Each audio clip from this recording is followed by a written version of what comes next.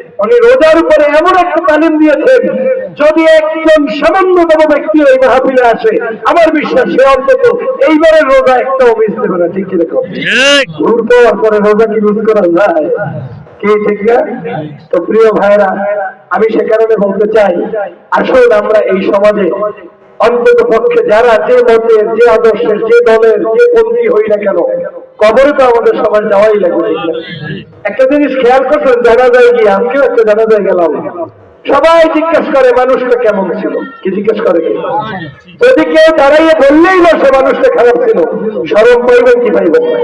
কিন্তু আমাদের সমাজের মানুষরা এখনো বদ্ধ, যে কারণে শরমটা দেয় না।